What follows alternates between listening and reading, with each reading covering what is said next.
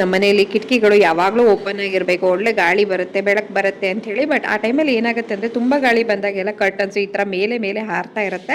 ಹಾಗಾಗಿ ಇದಕ್ಕೆ ಏನಾದರೂ ಸೊಲ್ಯೂಷನ್ ಹುಡ್ಕೋಣ ಅಂತ ಇಂಟರ್ನೆಟಲ್ಲಿ ಹುಡುಕಿದಾಗ ನನಗೆ ಇದು ಸಿಕ್ತು ನೋಡಿ. ಇದು ಪ್ಯಾಕ್ ಆಫ್ 4 ಬರ್ತಾ ಇದೆ, ಕ್ಯೂಟ್ ಟೆಡ್ಡಿ ಬೇರ್ಸ್ಗಳು. ಸೊ ಇದು ಬರೀ ಟೆಡ್ಡಿ ಬೇರ್ ಅಲ್ಲ, ಇದರ ವಿಶೇಷತೆ ಏನು ಅಂತ ಇವಾಗ ನಾನು ನಿಮಗೆ ತೋರಿಸ್ತೀನಿ. ಇದು ಎರಡಕ್ಕೂ ಕೂಡ ಈ ಥರ ಟೈಯಿಂಗಲ್ಲಿ ವೆಲ್ಕ್ರೋವನ್ನು ಕೊಟ್ಟಿರ್ತಾರೆ. ಸೊ ಈ ವೆಲ್ಕ್ರೋನ ನಾವು ಈ ಥರ ನೀಟಾಗಿ ಅಟ್ಯಾಚ್ ಮಾಡ್ಕೊಂಡ್ರಾಯ್ತು. ಇವಾಗ ನಾನು ಕರ್ಟನ್ಸ್ಗೆ ನಿಮಗೆ ಮಾಡಿ ತೋರಿಸ್ತೀನಿ. ಫಸ್ಟು ಕರ್ಟನ್ಸನ್ನು ಈ ಥರ ನೀಟಾಗಿ ಚಿಕ್ಕ ಚಿಕ್ಕ ಪ್ಲೀಟ್ಸ್ ಅನ್ನಾಗಿ ಮಾಡ್ಕೊಳ್ಬೇಕು. ಸೊ ಈ ಥರ ಪ್ಲೀಟ್ಸ್ ಮಾಡ್ಕೊಂಡಿದ್ದಾದ ನಂತರ ನೀಟಾಗಿ ಟೆಡ್ಡಿ ಬೇರ್ಗಳನ್ನು ನಾವು ಏನು ಮಾಡಬೇಕು, ಈ ಥರ ಹುಕ್ ಮಾಡಿದ್ರೆ ಆಗೋಯ್ತು. 2 ಟೆಡ್ಡಿ ಬೇರ್ಗಳು ಒಂದಕ್ಕೊಂದು ಮುಖಾಮುಖಿ ಆಗೋ ರೀತಿಯಾಗಿ ಇದೆ.